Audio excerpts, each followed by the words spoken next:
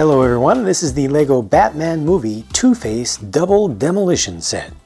Here's one of many different designs of Batcycle, this one in particular called the Bat Hawk. It's very low slung in its design, futuristic, little shades of Tron, notes of the motorcycle from Akira. It is armed. You can physically shoot with it. 2 stud shooters on the side. Those can be angled, not only to hit things that are above you, but also to be able to arc your shots with it. So that allows you to shoot much farther. That is a very good thing for just kind of improving the range of play possibilities. On the other side is a single flick fire missile to give you just a little bit of variety, and they do give you a spare of that as well as spare studs for your stud shooter. These side wings, kind of bat wings, are done in a way that's different from what I'm used to. You know, typically when they have wing-like elements on a vehicle like this, they'll put them in the back somehow, kind of sticking out, looking like aerodynamic elements. Here, they're used to kind of shape up the sides of the driving compartment, and they can also act as forward-folding doors if you want. They slide like so, scissors style, but you also have the canopy itself that opens up. Poor Batman in there is forced to lean practically on his back, so to look straight forward he's going to have to really strain his neck and or his eyes. He has 2 just control sticks to hold on to. He's not held in there with any studs, so he's really just kind of sitting there, and I think the windscreen kind of holds in just the ears of his cowl, but there's also no console for him to look at in front of there, nor any sort of heads-up display. I think this thing looks pretty nice around the back. I really like this area right here. This is nice. This is nice with the shaping of the tail lights and just the little red ridge and rim they have around the wheel. I'm not completely sold on the bat wing elements though, personally. Of course, this is the main thing that you came here to see. They call it the Two-Face Demolition Excavator, but it's just an articulated front loader, and a good looking one at that. Very large, large in its scale. Something that would be realistic, I would say. Realistic in its scale. Just, you know, they make these things in different sizes, and this is one size that seems feasible. It's got the whole two-face thing going on, so it's a very asymmetrical build, and that really goes down to the nitty-gritty details of the build itself. There are some things that are repeated from side to side, just changing out the colors and or stickers, but a lot of stuff is done very differently. So throughout the actual build process, they really have you do one side at a time for many of the things involved here. Most of the building is just in the chassis part, the lower section. It's just at the very end of the build that you go from this thing that looks like it's very old school, completely chopped off and open on the top and incomplete, to having a full cab up above, which is excessively tall actually. You can see Two-Face actually sitting down in there, but that's all good. The other side is so different. I think this side is not shown very much, but that's what it looks like over here. So you can just imagine what this would look like completed with just all the same clean building. You would need to get practically another set to finish it off like this. You really need a lot of parts. It does use that orangish yellow or yellowish orange color, which is not too common, especially for some of the pieces that are used here, including this right here, which is actually a chest, a container, openable just storage element. They actually have a couple more of those used in here also, just to take up space back in the main part of the hull, if you will. They're used structurally, which is interesting. I don't think it's something I've seen before. They just don't have doors on them because they don't need them. But that would be a nice thing to see completed, just like that. It would look really nice in many different contexts, many believable, realistic contexts. And it has the playability that you want. I was worried as I built this thing that it wasn't going to play very well, but it actually does. It has a good amount of friction in the joint for the joints for the bucket, because they use a series of 4 ball and socket mixel style joints, 4 of those with friction in each. And they keep themselves aligned because there are enough of them, so this thing doesn't get all wonky too easily. It's nice and secure. It's a nice large bucket that is slightly reinforced in the center, so you can actually dig with that. And they have a mechanism in the center that gives you enough friction for the main boom, the main arm, raising and lowering it. It's a simple thing that has just a little bit of movement in and out, kind of simulating hydraulic rams. They really don't move very much.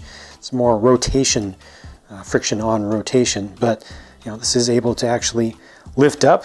It doesn't lift up as far as I would like it to, but that's a pretty good range of motion. I really couldn't ask for much more than that. I do wish it went up just a little bit farther, but this is definitely more than acceptable. It has good strength. There's enough friction there that you can truly have stuff in there, and you can truly take this into like a sandbox or a flower box, as long as it's not actually being used, as long as it doesn't actually have flowers in it, as long as you're not doing any actual destruction to anything that anybody else wants, right? Gotta respect people's property, man. But yeah, you can actually dig stuff with this, and that's really good. I like the articulated joint in the center as well. That's done well. It looks good. I like the stacking there, and they even have kind of a pseudo centering spring set up with the use of that ridged hose, which provides just a little bit of desire for the thing to come back to center. It's not 100%. You can leave this thing just like that, but if you just move it around, it tends to want to go back to straight. It's just a nice thing. I think that the whole thing is designed pretty well. It especially looks good from this side. The other side, the side that is photographed most frequently is its own thing. I guess that would be interesting also, to build this in a complete form. This does have the exposed engine elements on the side, which are changed up a bit. It's got its 6-shooter over here. It's supposed to be using alternate fuel or whatever it's using for evil purposes. On this side, the 6-stud shooter is able to actually fire off, but you don't really need to use that so much on a big old front loader. You just drive this thing around and just crash through things and cause direct destruction with it, right? So I have a feeling this isn't going to be used all that much, but it certainly can be, and adds a little extra technology to the offensive capabilities of this. And on the front, it's kind of more torn apart, it feels like, than left together. So not completely a half and half split, but pretty close. That actually looks like part of a rat rod or something. There's a little bit of detail on the top of this, including on the roof, and there's a small section of the roof that can be opened up to give you better access to the driving compartment. It's a little bit different shape than I'm used to, the way that it opens up there, but it's nicely self-secured to hold everything together pretty well so it doesn't start falling apart as soon as you take that off. The roof itself doesn't provide structural support to the thing. There's a little bin behind the driving seat, so you can put a weapon or 2 in there. You can also store a weapon in the side container, and this has a proper stickered console on the front of it. So you've got the steering wheel, and then there's a sticker just in front of that, which actually looks pretty nice. Although I wish the lever there was done physically in some way. I think there is enough space for it. Just could have been an extra thing added on the side for just a little more believable detail. Here's a look at all 4 figures included in the set, with Two-Face over on the left getting top billing this time around. Sorry, Batman, it is not your time to shine. Two-Face, I think, is the most interesting figure here. It has the most going on with it. It has a dual molded hairpiece. His left arm is magenta. His left hand is kind of a lilac or a light lavender color. He has printing going down the side of the leg there, but only on that side. The other side is relatively clean, as you would expect. Batman is a pretty conventional setup, and then there are just 2 GCPD officers who are not named in the context of this particular set, but I think they both look good. They've got their tactical vests on that have printing. They've got the printing on one arm each. And yeah, I think they're just set up pretty well. You get 2 realistic style weapons in this set with Two-Face's Tommy gun and 1 revolver for one of the GCPD police officers. And you do get a little bit in the way of extra stuff to see on the backs. Alternate faces for all but one of them. The 2 torsos on the right are completely shared between the 2. And the alternate face for Two-Face I think is the most interesting, the most extreme, the most different of the ones here. The expression actually for the female cop on the far right is a pretty familiar one, but I think that her main face is more distinct from regular female minifigures from Lego by virtue of the shape of the lips, which I think really changes up her overall appearance. The last thing to note is the inclusion of a couple of traffic barriers that are just there to crash through and run over. I'm sure the half torn up and transformed style of the front loader is not for everyone, but some folks may actually prefer this sort of look. It just looks more intense and different and alive. I'm sure that there are plenty of people out there who would prefer to get a front loader designed exactly like this, but like the good side, the bright side of it. I think that would be a nice thing to get just by itself as either a city set or possibly even a creator set. The other stuff around this to kind of support it, the Batcycle, I think works fine. It's a little bit different. I'm not 100% sold on the design details, but it does what it's supposed to do, and it has some play features.